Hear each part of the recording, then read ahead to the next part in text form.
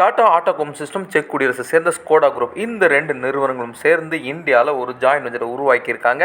அதை பற்றி தான் நம்ம டீட்டெயிலாக பார்க்கவும். அதோட 10/7/2025 இந்திய பங்கு சந்தை செய்திகளையும் பார்க்கலாம். நான் உங்கள் ஃபினிக்ஸ் இந்தியா சதீஷ். இந்தியாவோட மிகப்பெரிய கார்பரேட் நிறுவனம் டாட்டாங்கிறது நமக்கு தெரியும். அந்த டாடா குழுமத்திலேருந்து டாடா ஆட்டோகாம் சிஸ்டம் இருக்கு இல்லையா, அவங்களும் செக் குடியரசில் இருக்கக்கூடிய ஸ்கோடா நிறுவனமும் ஜாயின் வெஞ்சர் நிறுவனமாக ஒன்று உருவாக்கியிருக்காங்க. இவங்க எதுக்காக இந்த ஜாயின் வெஞ்சர் உருவாக்கியிருக்காங்கன்னா, இந்தியாவுடைய ரயில்வேடைய இன்ஃப்ராஸ்ட்ரக்சரை டெவலப் பண்ணுறதுக்கு தான். ஏற்கனவே டாடா குழுமம் வந்தே பாரத் ட்ரெயின் இருக்கு இல்லைங்களா, அதோட ஈவி காம்பனண்ட்டுக்கு ஏற்கனவே சப்ளை கொடுத்துட்டு இருக்காங்க. அவங்களோட செக் குடியரசு நாட்டில் இருக்கக்கூடிய மிகப்பெரிய குழுமான ஸ்கோடா குரூப்பும் ஜாயின் பண்ணுறாங்க.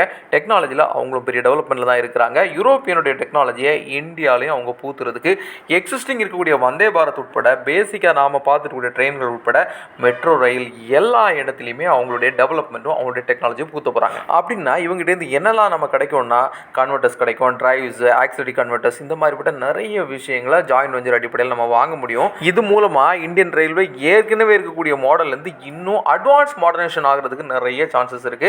அதோட ரயில்வேயோட ஈகோ சிஸ்டம் இருக்கு இல்லையா, இது அடுத்த கட்டத்துக்கு கொண்டு போறதுக்குள்ள வாய்ப்பா இருக்கும். ஏற்கனவே 2 நாளைக்கு முன்னால கடலூர்ல அந்த ரயில்வே கேட் ஊழியர் கேட் திறந்து வச்சிருந்ததுனால அந்த அசம்பாவிதத்தினால எவ்வளவு உயிர்கள் பறி போயிடுச்சு நீங்க பார்த்துருப்பீங்களா. இந்த மாதிரிப்பட்டதெல்லாம் எதிர்காலத்தில் இந்த டெக்னாலஜினால தடுக்கப்படுறதுக்கு கூட சான்சஸ் இருக்கு. ஒரு காலத்துல வெளிநாடு டெக்னாலஜியை நாம தேடி போக வேண்டிய சிச்சுவேஷன் இருந்துச்சு. இப்போ வெளிநாடுகளில் இருக்கக்கூடிய டெக்னாலஜி நிறுவனங்கள்லாம் இந்திய நிறுவனங்கள் கூட ஜாயின் வெஞ்சர் போடுறதுக்கும் இந்திய நிறுவனங்கள் மூலமா இந்தியாவில் தடம் பதிச்சிட முடியுமான்னு சொல்லி ட்ரை பண்ணிட்டு இருக்காங்க. இதுதான் காலத்தோட மாற்றம் சொல்றது. மாற்றம் ஒன்று தான் இங்க மாற்ற முடியாதுங்கிறது உண்மையிலேயே அசைக்க முடியாத விஷயம். இதோட 10/7/2025 இன்றைக்கு இந்திய பங்கு சந்தைகள் ஸ்லைட் நெகட்டிவ்ல தான் முடிவடைஞ்சிருக்கு. சென்செக்ஸ் 346 புள்ளிகளை இழந்து 83,190 செட்டில் ஆயிருக்கு. நிப்டி 23,355 121 புள்ளிகள் இழந்து செட்டில் ஆயிருக்கு.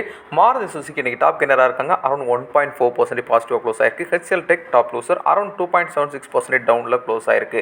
ரியாலிட்டி ஸ்டாக்ஸ் இன்னைக்கு மார்க்கெட்டில் நல்ல ரேலி கொடுத்துன்னு தான் சொல்ல முடியும். ஐடி ஃபினான்ஷியல் நல்ல ட்ராக்கடாக இருந்தாங்க.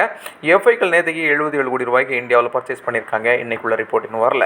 டாலருக்கு எதிராக இந்தியன் ரூபி 85 ரூபாய்க்கு 72 காசுகளில் செட்டில் ஆயிருக்கு. 24 கேரட் சுத்த தங்கம் 1 கிராம் 22 ரூபாய் விலை ஏற்றத்தில் 9,840 ரூபாய்க்கு ட்ரேட் ஆகுது. 22 கேரட் 9,020 ரூபாய்க்கு ட்ரேட் ஆகுது. சில்வர் 1 கிலோ 10,000 ரூபாய் விலை ஏற்றத்தில் 1,20,000 ரூபாய்க்கு ட்ரேட் ஆகிட்டு இருக்கு. நாளையிலிருந்து அடுத்த ஒரு வாரத்துக்குள்ள ரோட்டோபம்ஸ் லிமிடெட், டைனமிக் கேபிள்ஸ், அனுபார்மா, அசோக் லைலண்ட் எல்லாம் போனஸ் கொடுக்குறாங்க. இந்த ஸ்டாக்ஸ் எல்லாம் உங்க போர்ட்ஃபோலியோவில் இருந்துச்சுன்னா நீங்க செக் பண்ண வேண்டிய தருணம். அதோட நாம எப்பவும் சொல்ற மாதிரி இந்த வீடியோ தொகுப்பு நம்ம டே டு டே போடுறது எஜுகேஷனல் பர்பஸ் தான், not recommendation. See you tomorrow on this topic.